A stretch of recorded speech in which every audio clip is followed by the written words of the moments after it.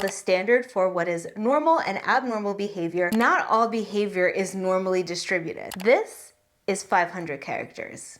Not normal. Who says you have to fit into a predefined mold? Oh yeah, schools, workplaces, the American Psychological Association. But what does it really mean to be psychologically normal? Who decides what it means to be normal, and is being normal even something that's desirable?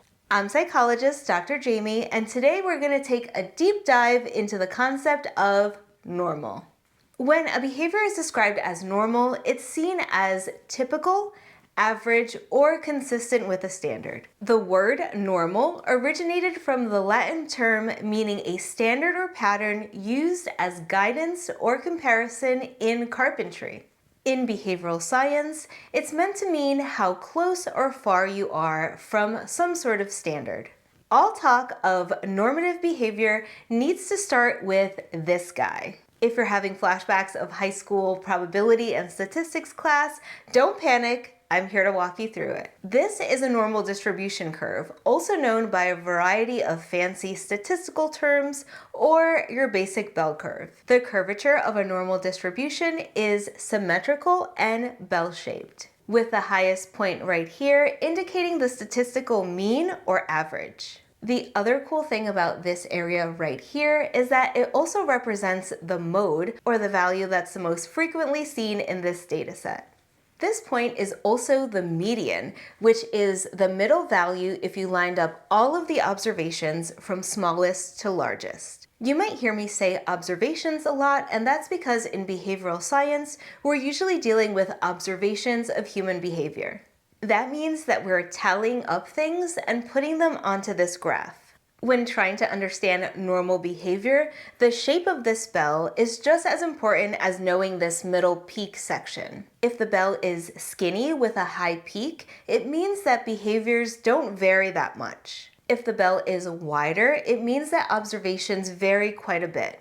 We can calculate how much observations vary by using a formula to calculate the standard deviation. A low standard deviation means lower variation, and a high number will give you a bell curve that's more spread out.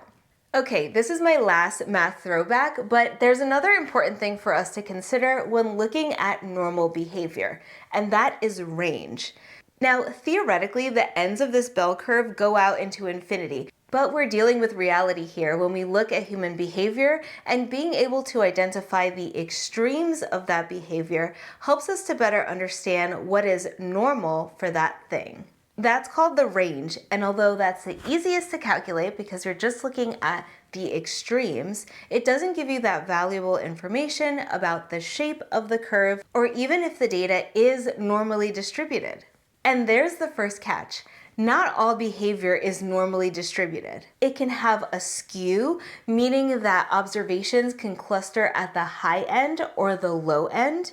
It could be bimodally distributed, which means that there are two bells across the range of observations, or observations could even have a non-linear relationship to each other, which is why people have those fancy PhDs in behavioral science or statistics.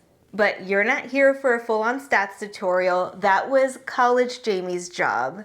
You're here to understand what is considered normal behavior. Well, you just learned one answer to that question. If you define normal behavior as average, or what most people do, we already have a statistical definition of that.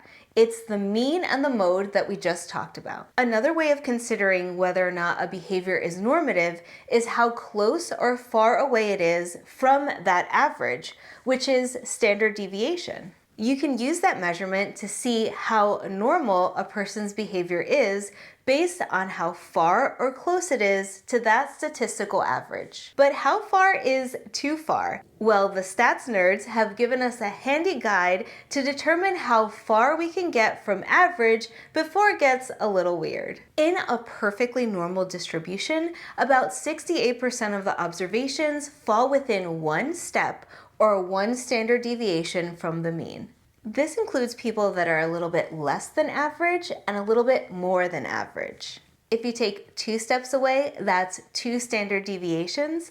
About 95% of all observations fall within that range. That means that only 5% of observations fall at either end of that. Once you get out to 3 steps away or 3 standard deviations on either side, only about 1% of behavior is left. That means that that behavior is getting a little out there. Let's take a real life example. Sometimes I get a text that looks like this. Now, is this normal? According to Pew Research, the average length of a text message in the US is about 160 characters. So let's say that we're dealing with a standard deviation of about 30 characters. This means that 68% of text would fall within 130 and 190 characters. 95% of text would fall between 90 and 220 characters. And almost all text would fall within 60 and 250 characters. This is 500 characters, not normal. But if we're going based solely on the data, neither would this. But is this text message really strange? I'm sure you have friends that respond like this all the time, which brings us to an alternative definition of normative behavior, conforming to a standard. See, all of these curves are based on a sample. That means a group of people that's pulled from a larger group of people and represent a specific time and place. So determining what's normal purely based on math isn't always going to work. When it comes to research in the behavioral sciences, much of the work is conducted in Western, industrialized, and democratic spaces, which means that the information that we have on human behavior isn't necessarily representative of all behavior across the globe. This data and most of the data that we have in the behavioral sciences are biased in that they represent only a subset of behaviors collected from a larger population and are only as good as the techniques and strategies used by the behavioral scientists. Let me give you a concrete example. Let's say I was a behavioral scientist working out of Harvard, and I was interested in the average number of baseball games attended by the average American. I look for a sample from the greater Boston area, and I'm looking to have a sample that represents a variety of genders, ages, and social economic backgrounds. I find that the average person attends 120 baseball games a year. That's a lot of games. And is that truly representative of all US adults? Or is there something a little different about the observations made from this study? If you don't know what I'm talking about, take it from a former Bostonian and a native New Yorker. There's something about being in Boston or in New York that increases the likelihood that you're going to be a super fan for the Boston Red Sox or, God forbid, the New York Yankees. Examples like this make it obvious on how location or place can impact the results of a study. Remember a few minutes ago when I discussed that data represents data from specific humans in a specific place and time? Well, time is always moving forward, and what's considered normal or normative today might be considered downright strange later on. For most behavior, there is no formally agreed upon standard. But in psychology and psychiatry, for the past 70 or so years, there has been a publication called the Diagnostic and Statistical Manual of Mental Disorders, also known as the DSM. This manual is a formal classification system of abnormal behavior. The DSM has had multiple versions, and we're currently on the DSM-5-TR, which is the Diagnostic and Statistical Manual version 5 text revision. Even the fact that we have had 5 versions indicates how the standard for what is normal and abnormal behavior can evolve and change over time. One of the most famous examples of a reclassification of a behavior from abnormal to normal is the reclassification of homosexuality as a mental health disorder. Back in the day, circa 1952 to 1973, homosexuality or same-sex attraction was classified as a mental health disorder within the DSM. More specifically, it was classified as a sexual deviation under the broader classification of sociopathic personality disturbances, later listed under sexual orientation disturbance. But a few things happened over the late 1960s and early 1970s that influenced the decision of professional working groups within the psychological and psychiatric community to agree that this behavior was within the realm of normal. This included the gay liberation movement, which consisted of social and political advocates like the Gay Liberation Front and the Gay Activists Alliance, who mobilized protests, organized events to end discrimination based on sexual orientation, and widely publicized events such as the Stonewall riots in my hometown of New York City. In 1970, the American Psychiatric Association put together a task force to reevaluate the classification of homosexuality within the DSM. The task force cited several concerns about stigma and discrimination, including their professional responsibility to care and advocate for the well-being of all people, including LGBTQ+ individuals. They also cited a lack of evidence that same-sex attraction was inherently associated with psychological distress or impairment. So there is a role for official bodies in determining what behavior is classified as normative or abnormal. Just like lawmakers get to decide what is legal and illegal,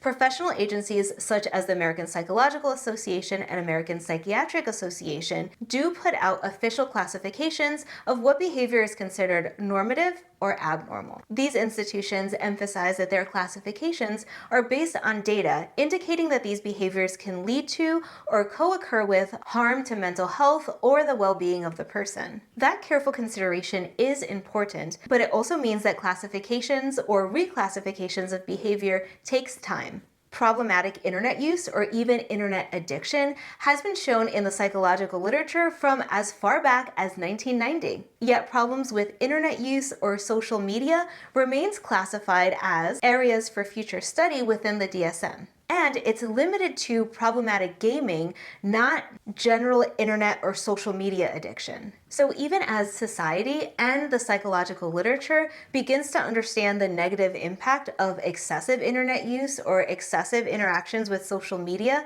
it will likely take some time before the American Psychological Association and Psychiatric Association start to integrate that into a classification showing that this behavior is potentially harmful or potentially even classifying it with a specific diagnostic name. I've been mentioning different professional bodies within the US, but we are not the only professional body out there in the world. The World Health Organization also classifies mental disorders, and it already recognizes gaming disorder as an addiction disorder characterized by impaired control over gaming, increased priority given to gaming over other activities, to the extent that gaming takes precedence over other interests or daily activities, and continuation or acceleration of gaming despite the occurrence of negative consequences. So even when we have definitive authorities on what is or isn't normal, these authorities don't necessarily always agree. Like I've said many times in this video, humans don't exist in a vacuum. We exist in a larger context, and these organizations also exist in a larger context. And that society also gets a say on what's considered normal. The impact that society has on what's considered normal is sometimes referred to as the Overton window. The Overton window refers to a range of ideas or policies that are considered acceptable and mainstream within a given society at a particular point in time. Shifts in the Overton window can impact how we view behaviors and what we consider as normal. Take, for example, discussions of mental health. Back in the 50s and 60s, discussing issues that you're having with mental health was seen as a sign of weakness or moral failure. Public discussions of mental health was rare, and there were few resources or support networks available for individuals struggling with mental health challenges. Over the last few decades, health professionals, public officials, and even celebrities have come out and discussed their struggles with mental health problems. Media coverage of mental health issues increased, and movements emerged to challenge the stigma and promote awareness for mental health disorders. Slowly, people started feeling more comfortable talking about things that they were struggling with. And having these discussions more openly and honestly became the new normal. And here we are today, where you can like and subscribe to a channel that focuses primarily on increasing your mental health and well-being through science-based practices. And no one would think twice about it. Except for me, because I'd be really grateful. Now it's time to ask yourself, do I want to be normal? This is really interesting to me because as a behavioral scientist, I know that there is conflicting data here. On the one hand, people generally want to be considered normal if the trait that we're looking at is negative. Say, the number of times that you pick your nose in traffic. But people actively resist being classified as normal when the trait is considered positive. So when we're asking people how they compare to others on things like intelligence, humor, or driving abilities. This is known as the better than average effect, and it describes the tendency for individuals to overestimate their own abilities, qualities, or attributes compared to others.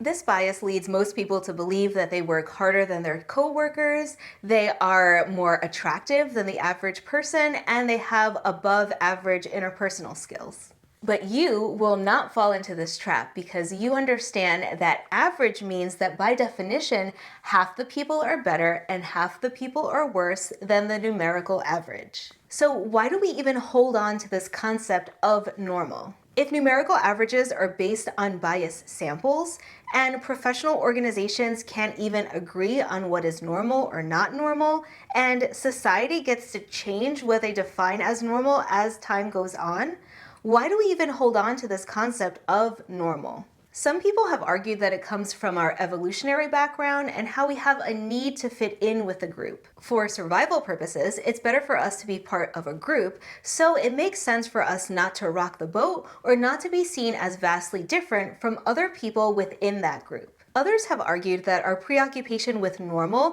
is really a reflection of our values and trying to assert our cultural beliefs. This wouldn't shock you if you've ever checked out my video on cognitive distortions, but our brains aren't perfect processing machines. In fact, when we have internalized concepts of normal, it's usually a blend of what we objectively know the statistical average to be and our internalized perceptions of the ideal within that situation. So we take what we think is typical and add it to what we know is ideal and mesh it together in our concept of what it is to be normal. Let's look at flossing as an example. We know from our own experiences and watching any 90s sitcom that people generally don't floss very often. We also know that we should be flossing twice a day. So we take our mathematical average, let's say we think people mostly don't floss at all, 0 times a day, and we mesh that with the ideal, so we know that people should be flossing 2 times a day, and we put that together and say, well, the normal person probably flosses like once a day. Well, according to this study, it's much lower than that. So even though the reality is much closer to our initial assessment, because in this example, we know that in our experience and based on those around us, it's probably close to 0, we still tell ourselves that the normal person is closer to our ideal. And that might have something to do with our general tendency to try to reduce cognitive dissonance. What that means is sometimes we hold an ideal in our head, like we should be doing something, and then we know that we're not doing that thing. So our beliefs and our behaviors are inconsistent with each other, and that makes us uncomfortable. So when we're judging people's behaviors, like our own behaviors or even our fellow man's behavior, we assume that the behavior is actually closer to the ideal, even when faced with potentially conflicting evidence. So how do I approach this as a therapist when I inevitably get the question, am I normal? Well, rather than going on a full-on 20-minute rant on how mathematical averages may not even exist, like who has 2.5 children, all of our data is based on biased sampling, and how what's considered normal is kind of arbitrary based on a group of professionals as well as society, the time, the place, and location, like any good therapist, I respond with a follow-up question. How consistent is the behavior for you? Is this causing you any problems at home, at school, or at work? Is this harming you or bothering you?